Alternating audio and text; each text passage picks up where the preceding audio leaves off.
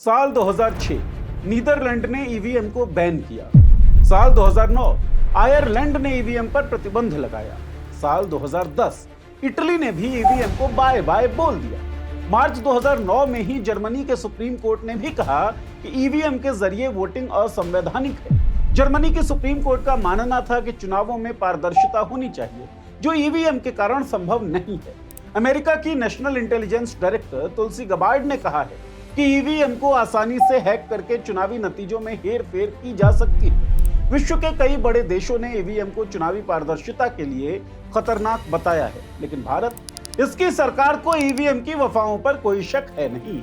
सवाल यह है कि जब अमेरिका जैसे देश ईवीएम को हैक कर नतीजे पलटे जाने का संकेत दे रहे हैं, तो फिर भारत में क्यों ईवीएम पर उठते सवालों को सब चंगासी कहकर टाल दिया जाता है। भारत में विपक्ष चीख चीख कर कह रहा है कि ईसीआई सत्ता के दबाव में है, लेकिन आयोग हर बार कहता है सब ठीक है। तो सवाल यह भी है, अगर गड़बड़ी है तो हमें पता कैसे चलेगा। भारतीय जनता पार्टी, जिसके पास अकूत दौलत है, क्या वो इस दौलत की ताकत का इस्तेमाल सिर्फ प्रचार तक सीमित रखती है, या फिर ये ताकत चुनाव आयोग और ईवीएम बनाने वाली सरकारी कंपनियों बीईएल और ईसीआईएल पर भी पकड़ मजबूत करने में इस्तेमाल होती है। क्या बीजेपी के पास पैसा, प्रभाव और तकनीक, तीनों का ऐसा जाल है जो हमारे वोट को प्रभावित कर सकता है? और सबसे बड़ा सवाल ये कि क्या हमारा लोकतंत्र मशीनों के भरोसे चलना चाहिए, जहां हर हारने वाला सवाल उठाता रहे लेकिन जवाब कोई न दे? कब तक इस तरह के मीम सोशल मीडिया पर चलते रहेंगे कि हमने तो ईवीएम को वोट दे दिया, अब ईवीएम की मर्जी, वो जिसे चाहे दे दे? इन सब सवालों पर बात आज न्यूज दैट मैटर्स के इस एपिसोड में। We have evidence of how these electronic voting systems have been vulnerable to hackers for a very long time and vulnerable to exploitation to manipulate the results of the votes being cast, which further drives forward your mandate to bring about paper ballots across the country so that voters can have faith in the integrity of our elections. नमस्कार, मैं हूं नीरज और आप देख रहे हैं politics. America की national intelligence director तुलसी Gabbard के बयान के बाद अमेरिका में चुनाव सुरक्षा पर नई बहस शुरू हो गई, लेकिन यह बहस अमेरिका के साथ साथ भारत में भी तेज हो गई है। कांग्रेस नेता रणदीप सिंह सुरजेवाला ने इस पर एक ट्वीट किया, जिसमें वो सरकार की खामोशी पर सवाल उठा रहे हैं। उन्होंने लिखा कि क्या यह सही है कि हम गबार्ड के बयान को ऐसे ही खारिज कर दें, जबकि 17 मार्च को ही भारत में इन्हें सम्मानित किया गया था। सुरजेवाला ने सरकार और आयोग की निष्क्रियता पर सुप्रीम कोर्ट से इस मामले में संज्ञान लेने की अपील की है।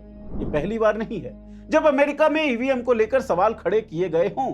इससे पहले साल 2024 में एलन मस्क ने कहा था कि हमें ईवीएम का उपयोग करना बंद कर देना चाहिए, इसे इंसानों या एआई द्वारा हैक किया जा सकता है। भारत में साल 2019 के लोकसभा चुनावों से पहले भी एक अमेरिकी हैकर ने बड़ा दावा किया था कि 2014 के चुनावों में ईवीएम को हैक किया गया था।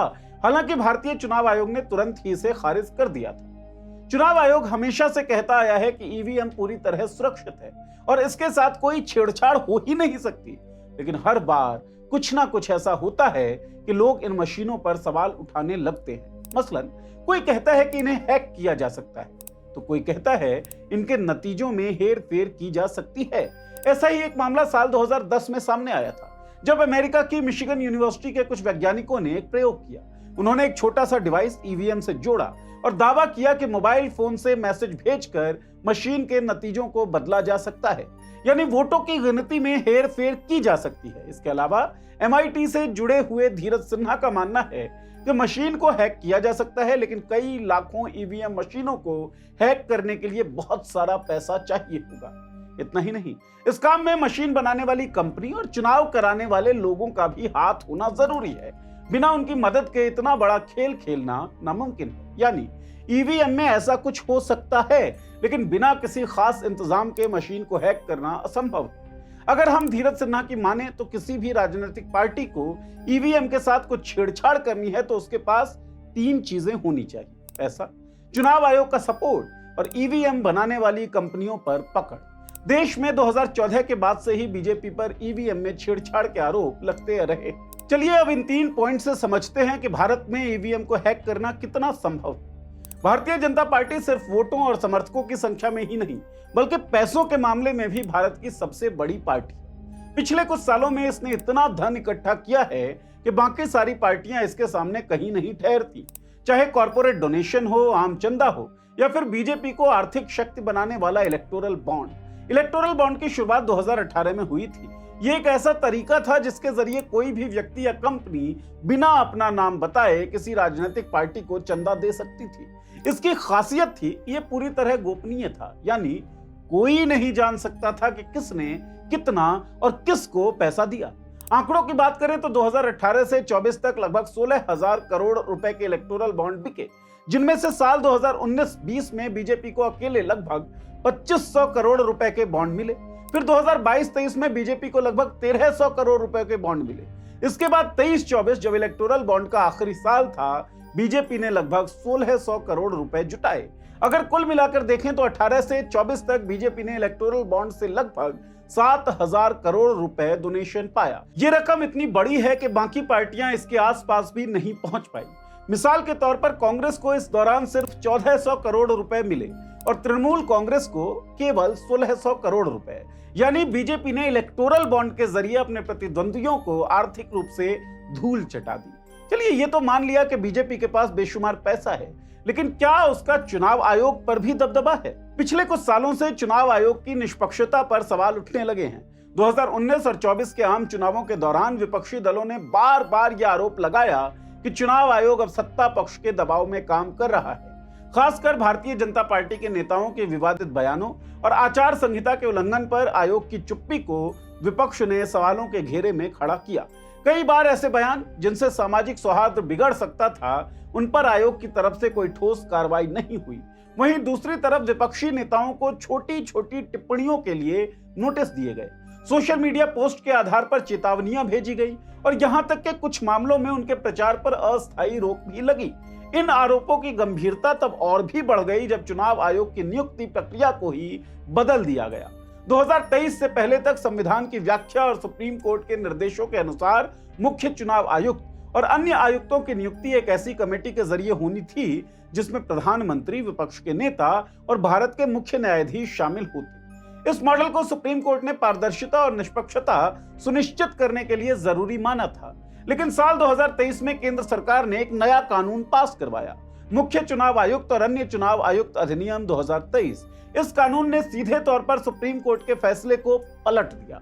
अब जो नियुक्ति कमेटी बनी उसमें प्रधानमंत्री तो है ही, लेकिन मुख्य न्यायाधीश की जगह एक केंद्रीय मंत्री को शामिल कर लिया गया, और वो भी वही मंत्री जिसे खुद प्रधानमंत्री चुनते हैं। यानी 3 में से 2 सदस्य सीधे तौर पर सरकार के पक्ष के होते हैं। यानी जिस चुनाव आयुक्त को सीधे सरकार ने चुनकर चुनाव आयुक्त बनाया हो, उससे ये उम्मीद कैसे लगाई जा सकती है कि वो सरकार के विरोध में फैसले दे सकता है। यह सीधे तौर पर यह दिखाता है कि चुनाव आयोग में दबदबा हो सकता है सरकार का, यानी कि सत्तासीन पार्टी का भी। आखिरी पॉइंट, क्या बीजेपी की ईवीएम बनाने वाली कंपनियों पर पकड़ संभव है? भारत में ईवीएम 2 सरकारी कंपनियां बनाती हैं, भारत इलेक्ट्रॉनिक्स लिमिटेड BEL जो बेंगलोर में है और electronics corporation of India limited ECIL जो हैदराबाद में है।